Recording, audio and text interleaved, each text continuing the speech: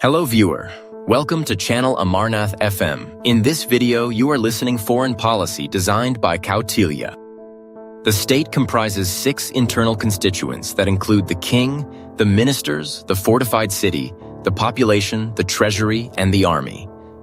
As the king is the symbolic representation of the state, Kautilya is referring to the national interest of the state, when he refers to the interest of the king.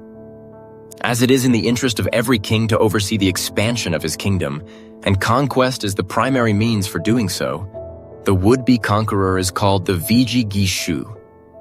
A neighboring king is designated an enemy, for even if he is not actively engaged as a Vijigishu himself, if he is competent, he is planning to do so when the moment is right. A bordering state is therefore always an enemy in being, if not in fact.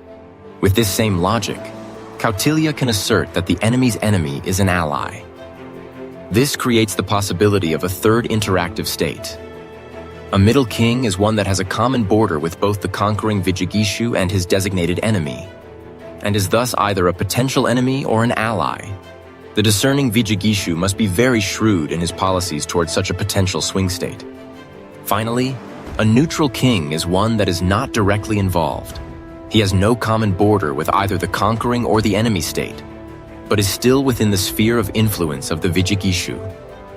It should be apparent that Kautilya's assessment and advice is perspicaciously ambiguous and morally dispassionate. It is unlimited by historical context or cultural values. Any king in the system can apply it, with equal effect, most auspiciously, an enemy. The Arthashastra is concerned with the security and foreign policy needs of a state interacting with numerous other states, what we would term today a multipolar state system. From his theoretical concepts and analysis of the interactions of such a system, Kautilya offers 4 devices or models to provide practical advice for specific situations. These are relative power, deviations from the ideal, classification by type of motivation, and the influence of the intangible and the unpredictable. Throughout Kautilya's analysis, the relative power equation between states forms the basis for distinction. In this classically realist conception, Kautilya begins by disaggregating complex multiple state interactions into discrete pairs of interacting bilateral relations. Each state's position is assessed relative to one other state at a time. The 2 states may be equally strong, or one must be stronger than the other. The general policy guidance provided by Kautilya is that a king shall make peace with an equally powerful or a stronger king, but wage war against a weaker king. This rule of thumb has exceptions, of course. Kautilya is a flexible and nuanced power optimizer, not a blind adherent to relentless power maximization. Thus, the power equation contributes heavily to the proper policy of the state. With this base, an elaborate analysis of the relationship between power and bargaining is conducted, centered on a study of treaties offered and made between unequal states. The skillful negotiator, Kautilya repeatedly points out, is fully aware that power as a factor does not remain constant over time. Advantages come and go. Kautilya consistently recommends foregoing short-term advantages when concluding treaties, looking instead to the longer-term effects and the manner in which the constitutive factors of the participating states are likely to change, and even be changed, by the constraints and enabling structures of the negotiation. Nonetheless, Kautilya emphasizes that the current condition of the states is the primary driver of the basic choice of policy. Kautilya classifies the states as hostile or friendly, and creates further subclassifications such as types of neighbors, types of allies, and types of vassals in the mandala model. Kautilya also underscores the intangible and unpredictable factors that affect policy choices. Power is not measured in terms of the resources of the state or the size of the army alone. Kautilya lays greater importance on the power of good command, analysis, and judgment, genius, as well as following just policies. The capacity of intangible factors to influence outcomes depends upon the intellect of the commander, the ability to know and accept conditions that limit action. Although right cause and just action are powerful enablers, they are rarely sufficient.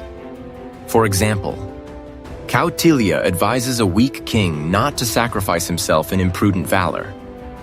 It is better to adopt policies that enable one to survive and fight another day. In accordance with his perception of the world as a continuously interacting mandala of self-motivated kings, Kautilya's concept of diplomacy comprises two basic ideals of statecraft: world conquest and world consolidation.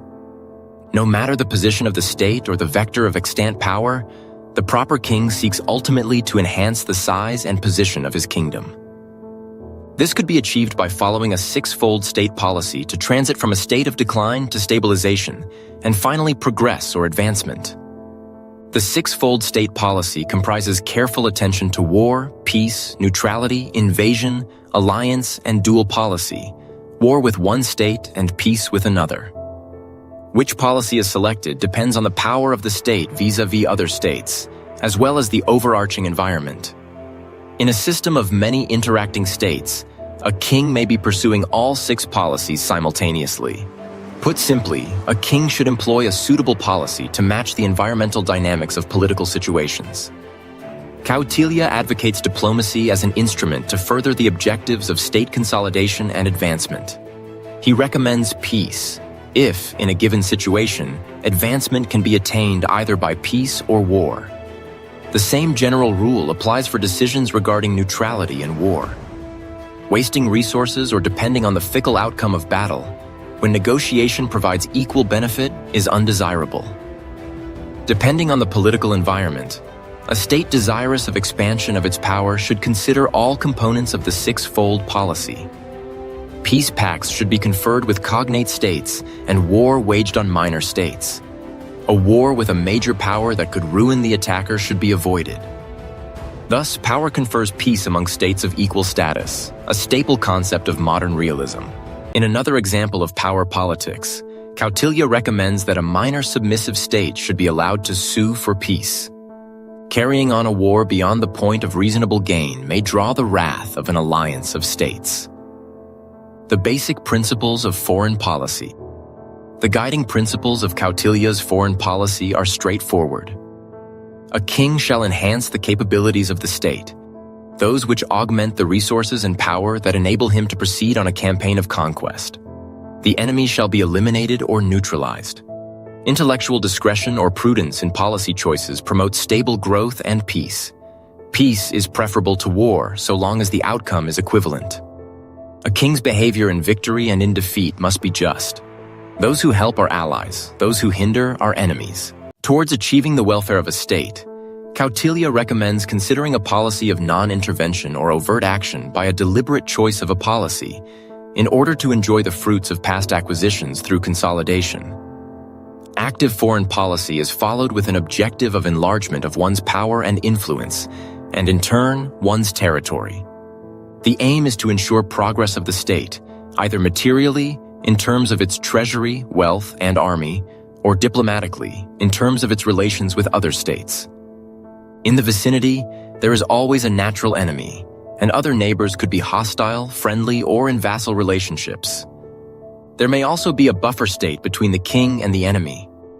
Many aspects of foreign policy concern a conqueror diplomatically outmaneuvering his enemy, setting the conditions that move the context of relations to one in which the enemy is isolated or reduced in power capability, and, when the conditions are suitable, a military campaign will be initiated. Kautilya also provides an analysis of the type of kings with whom alliance is beneficial, based on the character and motivation of an ally. Again, Kautilya advocates prudence regarding policy selection and negates spineless submission and foolhardy valor. He recommends peace, as compared to war, when the degree of progress is same for both. In war, there can be many disadvantages such as loss of troops, uneconomic expenditure, and extended absence from home. If the benefit accruing from a treaty is fair, peace should be preferable. If the benefits are distributed unfairly, war is preferable. With stronger and equal states, peace is preferable, and war is recommended only against a weaker adversary, since it brings gains at the least cost.